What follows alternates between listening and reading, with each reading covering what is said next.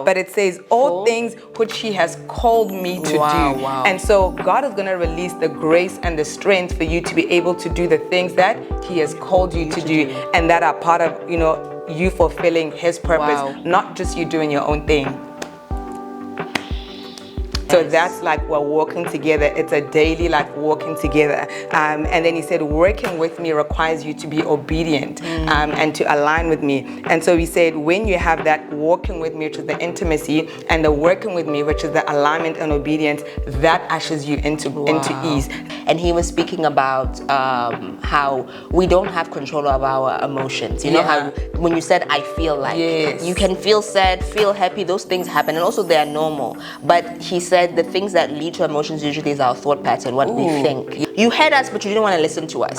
So even when I was thinking about that, and then when I thought about the rebellion, because then quote unquote I was being rebellious. You told me to do this thing, and you are the authority figure here, and we're supposed to honor our parents and all that stuff. But I chose, I'm going to do all of these other things. And so what you are doing is that you are rebelling against God, and in essence, what you are saying is that I am putting myself under another government. Okay. You know what I'm saying? Yeah. Stop. You're so dramatic. Okay. But essentially, I think about it like that, of like, all right, let him hear. Okay. Because it's like, essentially, when you've heard God, it's like there should be no back and forth. 1,000. Hello, friends, and welcome to Seed Time and Harvest, the podcast where we are learning to live on purpose and thrive in every season together.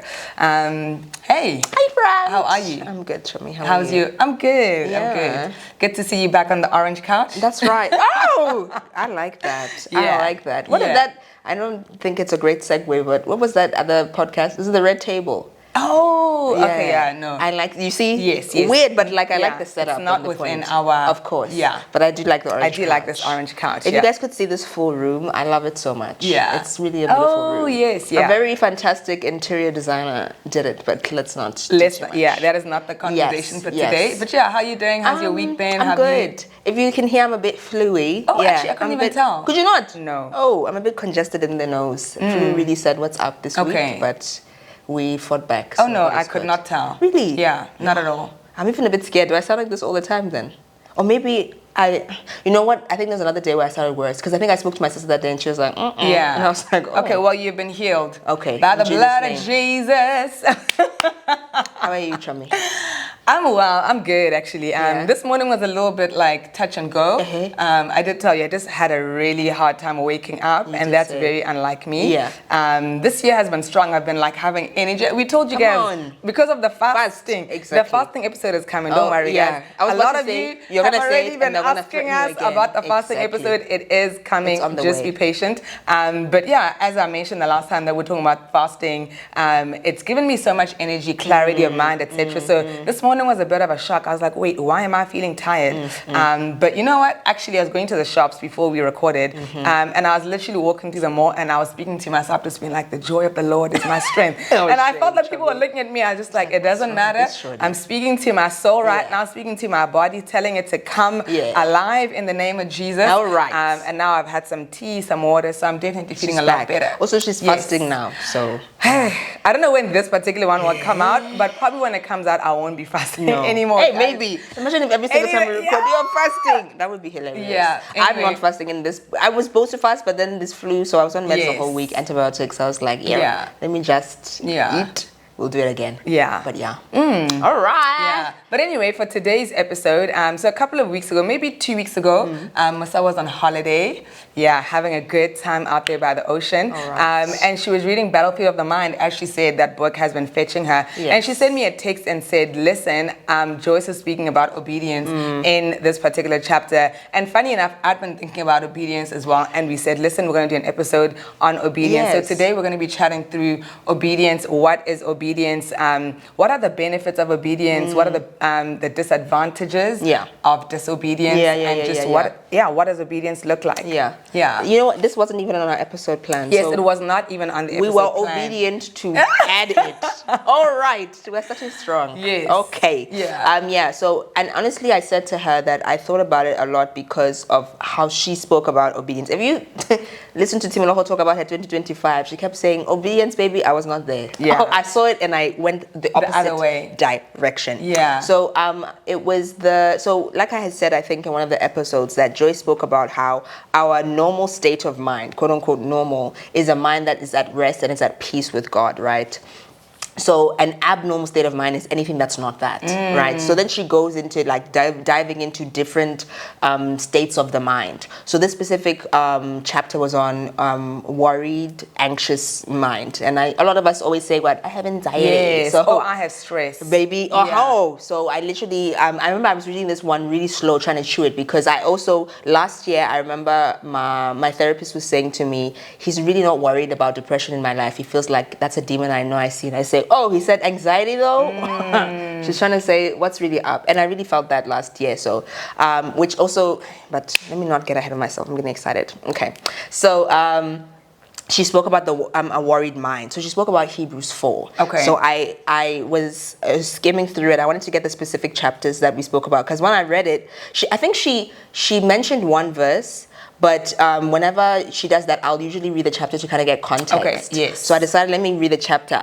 I think at the time when I was reading this, I was on the beach. No, I was at my aunt's house, and I was like, oh, Jesus. Yeah. Oh, because I wanted to text her the full thing, but I remember that was like the last 2 days of our fast, and I was so hungry. Like, I couldn't even type. Guys, my hands were shaking. I couldn't even type that. So I said, Timo, we'll meet again about this. Yeah. Right? But so Hebrews 4 verse 9 says, so then there remains a Sabbath rest for the people of God. Ooh. For whoever has entered God's rest has also rested from his works as God did from his.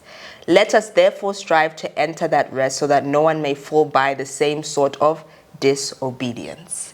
So even in the chapter, she spoke about how if you are choosing to have a mind of unbelief and be disobedient to God, you're never going to find that rest. Oh my gosh. You can do everything you want. You can sleep for 24 hours. You can sleep on the beach. Like she said, you can do everything you want, baby, but you'll never find it. And she mentioned it in that chapter because she said the worried mind is a mind that can't find rest. Well, I mean, all of them are, but specifically in this specific instance, you're too busy not leaning on him being your provider and all this stuff, and you're thinking, let me do it myself, let me do all of these things, that you don't have faith. She actually was focusing on unbelief, on the faith, but I just, when I saw the disobedience, I said, whoa, this one. So the reason I thought about Timo was because she said last year, she said that she knew she was being disobedient to God, and she said that she never could find rest. She said she was always tired. Yeah, guys. And when I heard that and thought about also me thinking about her every single time last year, I'd say, you guys, I'm so tired. Yeah. I went, oh, all right. And if you think about it in general, how many people say they suffer from, what's this thing? When you can't sleep? Insomnia. That's right. Yeah. You are not resting. Yeah. You know, and people always assume rest is this sleep thing. But like, just when was the last time that your mind was at peace, not worrying, not thinking, and just you were able to sit in silence? I think I saw, was it in a podcast or a movie? I don't remember, but it was recent. I think it was a podcast though. These guys were talking about how they did an experiment with people. Okay. I think it was in the UK or something like that. These guys did an experiment with people. Yeah, so they were watching these people talking about the experiment they did. And they said that they put people in an empty room that was completely silent. Okay. They said some people couldn't even last 10 minutes. Wow. They said, get me out of here. Yeah. I'd rather do anything else than get me. Imagine. Silence. That is crazy. Yes. So I think I've said a lot. So that is a lot that we've said. Yes. So maybe just to backtrack, because I want us to come back into this thing of Hebrews 4 yes. And the lack of rest and how that's tied to disobedience and unbelief. But if we just dial it back a little bit, then like what would you define as like obedience or the lack thereof? Yeah. So when I was doing research for this episode, it actually said from the Old Testament, obedience, or rather to obey, is to hear.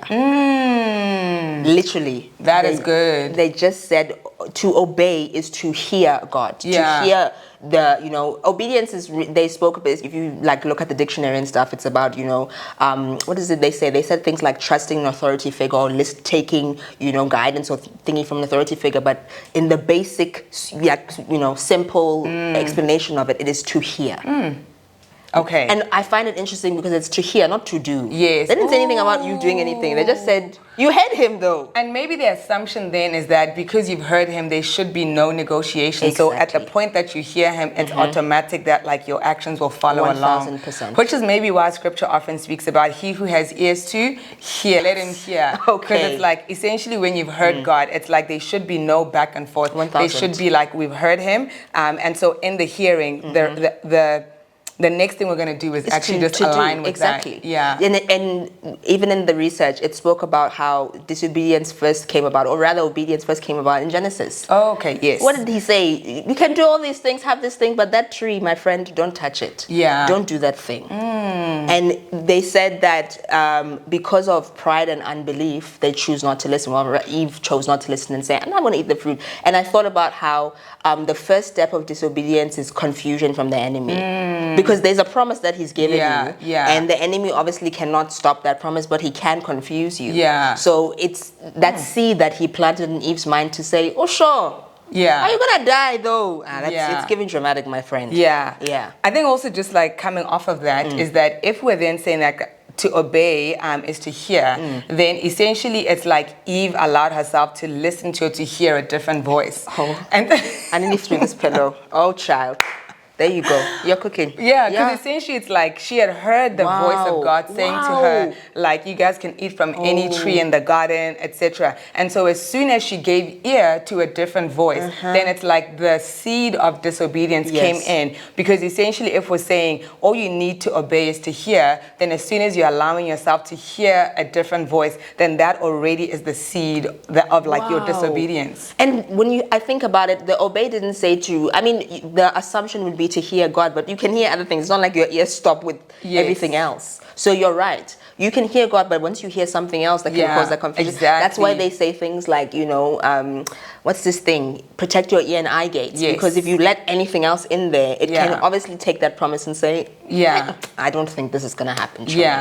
Yeah, because that then also goes into the whole thing about renewing your mind. Yes. Because you are right, we've got so many voices in our world. You then have to be very careful about which voice are you allowing to actually take control of your mind, and which voice are you allowing to have like space in your mind in such a way that like it would actually affect what you do. Good. And so if you need to renew your mind, it's like, wait, we live in a culture that there's so many voices all the time, and you can't stop yourself from hearing the different voices in the sense of that voice coming in, but you can then be intentional about, wait, how do I guard my space, and then how do I renew my mind with the word of God so that I am continually hearing what? The word. Wow. And what I thought of when you're saying that is that most people, I think, let me say, I mean, there's different reasons. I think we'll go into the different reasons people struggle with obedience. But what I thought when you were speaking was that people can't obey or don't obey because they don't know him. To obey and hear someone is to know. Yes. Like if I hear someone say, Timo said that you should steal that apple, I say, Timo, look at my friend. Now I know my friend. You didn't tell me to steal that apple. You're lying to me. Because I know you. Yes. If I don't know you, I'll say, I don't know that oak, so maybe they can do that thing. Yeah. Some people say, oh, the Lord told me to do this, and I'll say, the Lord I know does not sound like he'd say that to you. So I don't know where you got that from. So if you actually know him, you'll know that ain't him. Yeah. I don't know who that was, but it's not him. Yeah. And so that then, there are lots of things I'm like, literally like, Lord, where do we go right now? Because I'm like, that also then speaks into the idea of intimacy, that you can't actually obey if you don't know God, and you can only know God if you actually are in relationship with him. Exactly. Yeah. You need to know his character. Exactly. Yeah. Because you also then need to, and I think this is actually even maybe where the serpent like was crafty, because Eve said, this is what he said, and then Eve said, and then the serpent says, did he really say?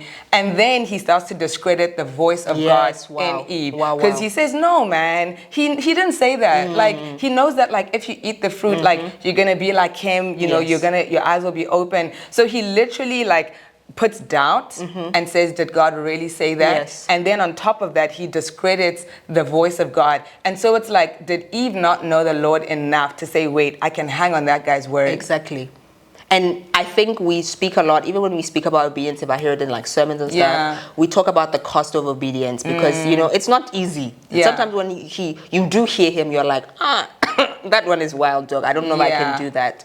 But I don't think we speak about the cost of disobedience. Yeah. Because look at what it happened when she ate that apple or when she ate that fruit. The fruit, yeah. Look at the things that and it was immediate. As soon as the Lord knew, he said, all right, because of this, labor pains, all of these things. You're going to do this. You're going to do this. And then you look at someone like Joseph, who was obedient. He had a promise. And I mean, maybe, I guess because it's part of his story, he went to go tell his brothers, you guys are going to thingy to me one day. And obviously that led him to do all his things. But that was on his path. And throughout that path, when Potiphar's wife was whiling and he was in prison, he still said, nah, I know my G-O-D. Yeah. So you're finna find me. And in the end, he said... So, there was a cost that he had to bear and all of those things that he had to suffer through and all the lies and all the things he had to go through. But at the end, he knew that promise, the things he said to me, the God I know. Yeah. I'm all right with that. Thank you. Okay. I'm thinking about, because I really want to also then go back into what you're talking about, Hebrews 4. But part of what I'm thinking about as well in disobedience is disobedience also maybe not rebellion? Because if you think about the fact that there is God who has set out essentially the path of life. Yeah. And this is why even in Deuteronomy he says, I set before you blessings and curses, life and death, choose. Yeah. And essentially he's saying, choose my way. And so any choice that is contrary to that is actually rebellion. Because it's you saying, actually, I have seen your options, God. I have heard your word. Thank you so much for the options that you've put in front of me, life and death. Okay, life, maybe not. You know what? I'm actually going to choose the other way. And so what you are doing is that you are rebelling against God. And in essence, what you are saying is that I am putting myself under another government. You know what I'm saying? Yeah. Just stop. You're so dramatic.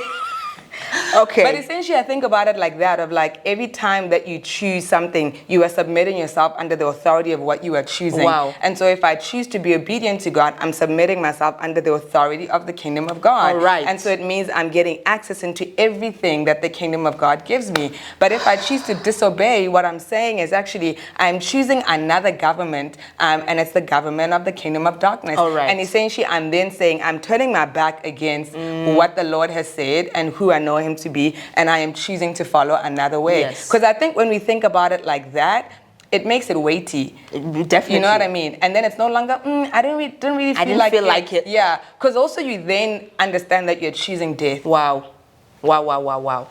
And another book. So I read multiple books at a time. Yeah, she's always reading. And one thing about me, I'm always reading. And he was also actually speaking about the mind. And he was talking, I think his chapter was the battle in the mind, or the mind within, or something like that. And he was speaking about how we don't have control of our emotions. You know how when you said I feel like, you can feel sad, feel happy, those things happen, and also they are normal. But he said the things that lead to emotions usually is our thought pattern, what we think, the choices we make. So the problem is that we feel all these things and then we want to blame other people, but you're the one who made that choice. We can all in this room be scared of something. Something can happen and we can be scared. When I was thinking about this, I'm thinking about a movie, like a scary movie. You know when everyone's stuck in a room and the killer's banging and trying to get in the door. And so we're all fearful, but we all have different ways in which we show that fear. So you find that person who's manifesting in the corner, crying, we're gonna die, guys. Then there's that person who's trying to think of a plan. No, okay, it's fine, we're gonna get out. Then there's that person who wants to pretend that they're not scared and be like, I'm cool, I'm tough, even though we all know you're scared too. So you've all made a choice. We all have these feelings, but the choices that we're making on how to deal with this fear and these feelings is what's going to happen. So that's what I thought about. I also thought about something else. It's a personal thing. So I was thinking about that too, because when you hear things like disobedience, whenever, and what was that? You said disobedience, right? Yes. That wasn't the specific word you used? Rebellion. Yeah. I knew it was strong. It made me, hearing that kind of sounds, it sounds tough. And sometimes you need to hear that toughness because, like you said, it needs to be weighty. You need to be able to actually feel like, I'm doing something wrong here. And that's the conviction you have. Because someone can do something, we can both do the same, wrong thing, and someone else can be like, I don't care, because there's no conviction, there's no weight. And someone else can be like you. So I thought about that in terms of me. Growing up, if you ask my parents who was the better child to raise, they always say me, and I'd always be like, you were the good child, right? And my mom said, you were the good child in the sense that you quote unquote obeyed or you listened to us, but you like to learn things the hard way. Okay, what does that mean? So let me give you an example. So I have a finger here that's crooked. I've never seen that. And I don't lead with it because whenever I do, everyone goes, ew. It's literally I've crooked. never seen that. It's been crooked like this since I was, I think, like 5. I was really young. Yeah. So we were in the airport. We were waiting to board a flight. So me and my siblings were bored. So we said, all right. I think it's me and my sister actually, because I think my brother was too young. I don't remember. We said, all right, we're gonna play on those things like the luggage. Okay. Where you put your thingies. Yes. So we were like swinging on it. My mom said, one thing about you niggas, we're gonna get off that thing. And we said, no, we're gonna play. So we kept playing. And then she said that apparently my sister eventually was like, I bet, let me stop. I said, all right. Yeah. Now I said, I'm going to have fun. So she said I was playing, and then something happened and I slipped and that thing fell, but on my finger. Oh, dear. It missed my whole body and literally landed on my finger. And I started screaming. My dad said guys came with guns because we were in, I think Heathrow Airport. Yeah. So, you know, they're dealing with like terrorist attacks, serious things. So when they hear screaming, they think, oh my God, it's happening. We need to sort that out. Yeah, so guys were coming with guns, like it was serious. Then they just saw this small girl crying on the floor and they said, what's happening here? So this is something that I've had to carry all my life. And it reminds me about that because she still said to me, my mom still says to me, even in your adulthood, well, better now, but let me say before I met the Lord, you were still that person. You would quote unquote obey, but you'd do your own thing until you get there. So you heard us, but you didn't want to listen to us. So even when I was thinking about that, and then when I thought about the rebellion, because then quote unquote I was being rebellious. Yes. You know, you told me to do this thing, and you are the authority figure here, and you know we're supposed to honor our parents and all that stuff. But I chose I'm going to do all of these other things. For me, when I mean, we're still working on it, me and the Lord, but like I have a really hard time trusting people. Okay. I always feel like, not even feel like I'm scared.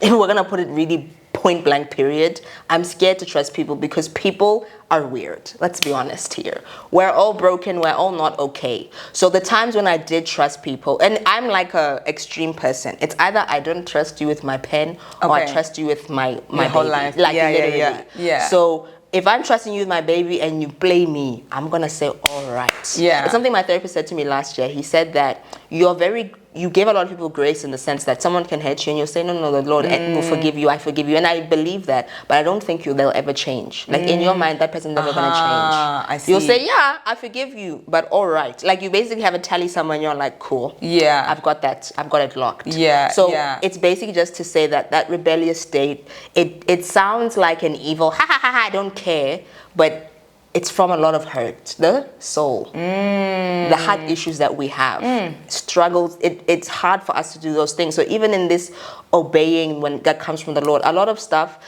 not a lot, but some of the stuff can be, most times you're going to be different. You're going to like stick out. People are going to look at you. They're going to ask you questions. They're going to say, you're doing what? It's a strange thing. And I said to you, I had a conversation with someone yesterday and they told me, please know, they didn't know I was recording this episode today. They knew nothing, that person. Yeah.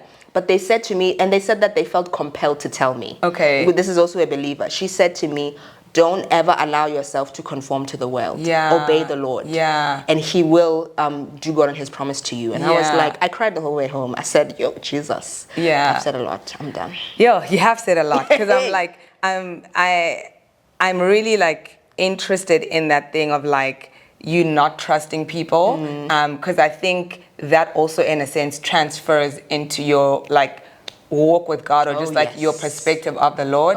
And so if it's like people like hurt me or when I trust them it backfires in my face, then subconsciously you also apply that same lens to God. And so it then becomes difficult to trust him because you are putting him in the same category sometimes with everybody else. And so it's like, you're telling me to do what? No. And so really obedience then is also linked to trust. And that's why she spoke about unbelief and faith, Joyce. And you know what I thought about? This fast we were doing, the 40-day one, whenever those ladies were praying, you know what they'd say? You must have the audacity to walk into rooms. Like you must have audacious faith. Like nothing can come against it. Like there's nothing that can happen. You can be the person to say the rain will stop, but it's been raining for 7 days straight. But Noah, when they say there's a flood coming, Noah, a flood. We're in a drought, dog. What are you talking?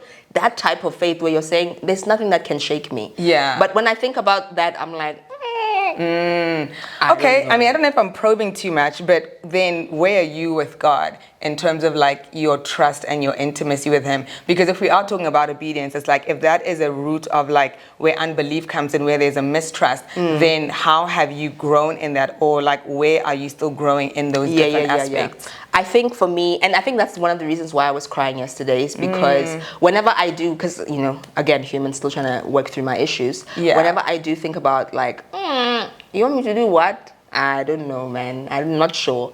I think about where I'm at now and like the things that He has saved me from and delivered me from. And even in those, like that was me obeying Him. And at the time it felt like a small thing, but I'm like, the fruit of what happened from that thing is absolutely insane to me. So I hold on to those testimonies that I already have. And it's something that someone said once, I think it was in a sermon. They said, if someone is still telling you the same testimony from 10 years ago, they're not meeting with the Lord. There's nothing new happening in their lives. I mean, the testimony was great, but it's still you. Jeff, our dog. In the past 10 years, there's nothing else that has happened. And when I think about my past 10 years, guys, the testimonies are insane. Even some people at church are like, what's going on there? And I said, I don't know myself. So when I hold on to all the literal fruit that I've seen in my life, the way people tell me, you know, you are this light, you do this, like the way my parents say, when have you changed? I don't know what happened, but you are this person now. And now my mom laughs because she's like, you're not that person. You want to learn the hard way, that's not you. If I say no, you say, I bet. My mom said, I ain't doing that. Like, I'm really like, she said that because when I didn't, I felt it. And the scar that doesn't leave you, the burn, you'll remember it and it will sting you, and you'll think about how I really could have avoided all of this if I had just said yes. So you feel like you've learned to trust God? 1,000. I mean, am I not every day? No. Yes. I mean, we're all on the journey. You know, but 1,000%. When I think about all He's done for me, and I hear it in the way people, you know, say it to me, like the person I was speaking to, she said, I see how much you love the Lord. We don't talk every day. We don't talk in deep sense. But if she can see that from me and I don't speak to her like that, then I'm like, I'm doing something right. Because that's really the point of everything I'm doing here. What about you? What is obedience? Obedience. Do you have a personal story? I mean, I think I'll go back to the one that you mentioned from, you know, when we did our episode 1, I shared around like how I just felt like last year I was very misaligned. And so that meant that without even realizing, I did feel like I was kind of always just like busy and tired, and it just, as you're saying, there was a lack of rest. And funny enough, even before we recorded, I remembered that I had written this thing.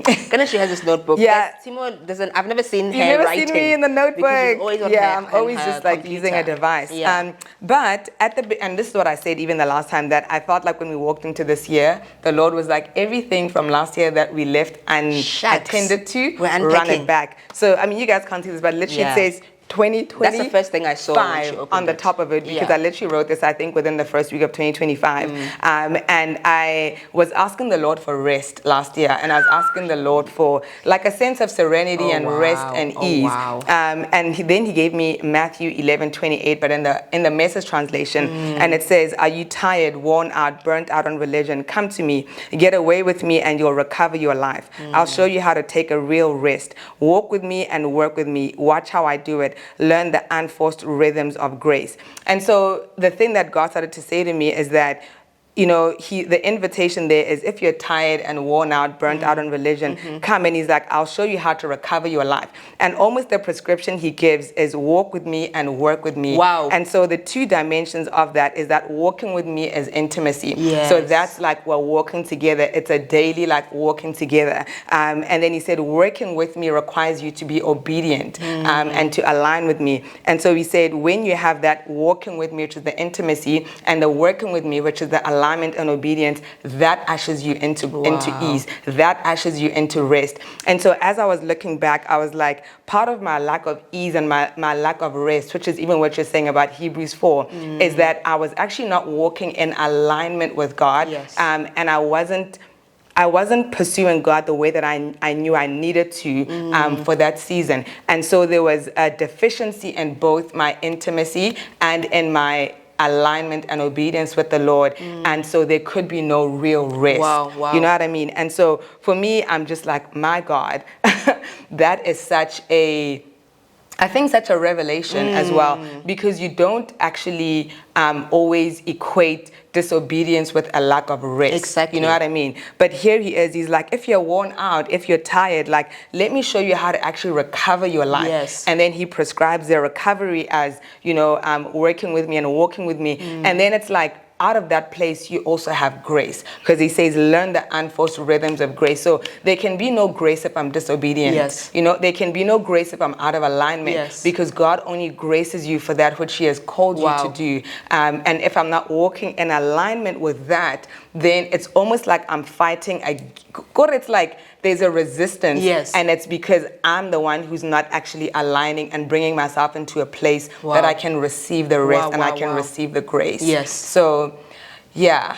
And I thought about grace as well when I thought about obedience, actually, that we focus on the uncomfortability and the scariness and whatever that is obedience, but we don't focus on what comes after. Yes. The grace that follows you. Yeah. When you are obedient. Yeah. I don't know how many times people have said to me, I don't understand how this is happening to you. And I'm like, it's grace, my baby. Yeah. And that's how I can tell when I'm not in obedience to him. Like when things feel like, ooh, these things are not matching up, I can feel there's no grace here. Yeah. That means he's not here. Yeah. And I need to find him. Because I think as well of even that mental picture of him saying, walk with me and work with me, it requires you to be in step. Wow. It requires you to your stride is matched to his stride. Wow. It's like, I can't be 5 steps ahead and he be here. Or you know what I mean? It requires there to be a consistent, okay, your pace is my pace. Wow. Your stride is my stride. When you say stop, I'm stopping. When you say, okay, let's,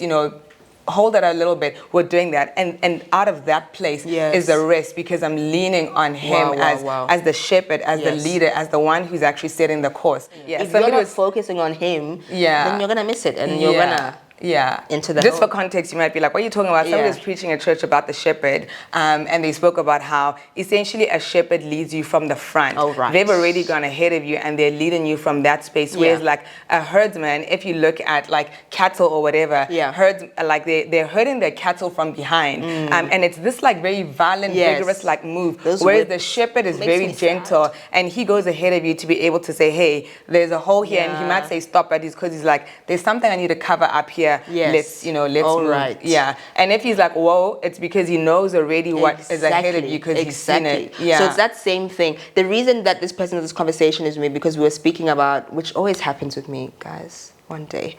People were saying, and the man, Musa, and I said every day, with you people. But she was telling me in that same sense that there's a reason that you're here. There's a reason that she stopped. Because she said that she's also thought, this person is very amazing. Why doesn't she have a man? Even me, I'm confused. Because then I said, maybe I really am crazy. I don't know. But that's really a lie from the enemy. It's really that thing of her saying, he knows what he's promised you. So it's that same thing. That same, person you want to go to is that hole where he's saying, yay, you don't want to go there, my girl. Let's go to this pathway. It's that same thing. There's a reason he stops you. There's a reason that door is closed. There's a reason that person's out of your life. There's a reason. And if you allow yourself to trust him, to give into him, to be intimate with him, to sit with him and say, okay, I'm in pain. I don't like it, but I'm here. In the end, you'll say, shucks. Yeah.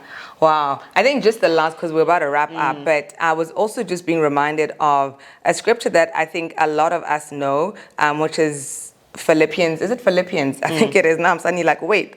Philippians 4:13, right? Yes. Can do all things through Christ who strengthens me. But tying it in with this thing of grace being released for the thing that God has called you for, as opposed to your own thing. We often just always take that verse and we're like, I can do all things through Christ who strengthens me. But I recently read it in the Amplified, and it says, I can do all things which he has called me to do through him who strengthens and empowers me to fulfill his purpose. Violence. Okay.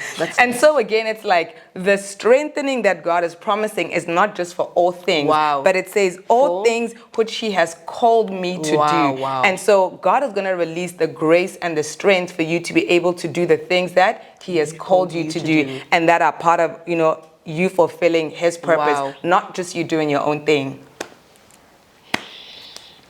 Any final takeaways? I just don't know. I have to chew on that. I need to go back. You said, what was that? The Amplified? Philippians 4:13, the Amplified. You're gonna dive into And one thing that. about my girl Joyce in that book, she had Amplified here. She loves a good Amplified. Yeah. Oh, and it really does. I've never been an Amplified girl like that, but she's really awoken my eyes to something there. Yeah. But yeah, what are your final takeaways? I think for me, maybe because you just shared and I'm still trying to digest. That's right. I think the heavy sense for me, because I told Timo before, like, I think I might be a bit I've been crying for the past 2 days about this episode, because I said, and not in the sense of like in a sense of gratitude. Okay. Because when I did choose to obey him, and even if we're being honest, honor and respect my parents, I've seen the fruit that it's come out of, and I've seen the ways I've grown, the ways I've been saved, and I'm just like, there's no way I can ever say thank you enough, because I can't even believe it. Some days I still wake up like, is that you, girl? Like, it's kind of insane. So for me, I would just say, like, it's scary, but you need to trust him. Like, that's the only way it's going to work. You need to, like, give yourself into the Lord. You need to, and don't be scared to tell him these things. I don't know why we feel like we need to come there and say, hey, you should know I'm fit. Tell him. He's not scared. He's not going to, there's no insult you can throw at him and he'll say, how dare. He's going to say, give it all to me. Yeah. Because we can do something with that. Because one of the things that I also struggled with as well was pretending that everything was fine. I was a good hider. Yeah. I was in my big passive aggressive bag. Yeah. You know? And the problem with me is I kept doing that until one day I snapped. My mom used to say, when you don't get angry a lot, but when you do, we all run for the hills, because you come for throats. Yeah. And I don't want to be that person. And I knew it's because I'm always just packing everything and saying it's cool, it's cool. It's not. So you just need to, like, give it out, give it all to him, and just literally see yourself changed. Yeah. What about you? Yeah. My final thoughts. One, I would say that if you are struggling with obedience, then it means there's a trust issue, which then means there's an intimacy issue. So I would say if you're struggling with, like, obedience and trust in God, actually just go back to very basics and just say, God, would you actually show me who you are? Wow. Because I think if that's not there, it's never going to be, it's not like magically you're going to just suddenly be like, oh, I trust this guy, I'm going to obey. Yeah, you know, because even the scripture says to us that if you love me, you obey my commandments. Wow. But love is rooted in intimacy. And all of that space is really the place that your obedience and your trust of God will grow out of. And I think for me, just the personal reflection is really, I just want to be aligned with God. Like, you know, my what's the word? Like, my MO this year is that if God is saying it, like, I'm moving in that. Yeah. I think I've tasted the fruit of misalignment. Yes. And sour. It's not good. Oh my God. Yeah, it's not good. It's rotten. It's really not good. Yes. And I don't want to live in death. Yeah. You know? Timo, what's wrong with you? I mean, she doesn't want to live in death. Yeah. In case you're like, what happened? I go from 0 to, but it's like, really? I need to actually take the word. But it's the weight. Yes, the weight of things, you know. If he's saying there's life and death, he's not mincing his words. You know, he's like, I said before you, life and death. Yes. Blessings and curses. Yes. And so for me, I recognize that the way to life is obedience. Wow. And if I actually am disobedient and misaligned, I'm actually just eating death. Basically. I'm just basically saying, death, come. Fill me. Hello. All right. Yeah. And I'm just like, you know what? I want to be obedient to the Lord. I want to live in what he has for me. And it's not always easy, but it's like, yeah, there's reward in it. There's big reward in it. Yeah.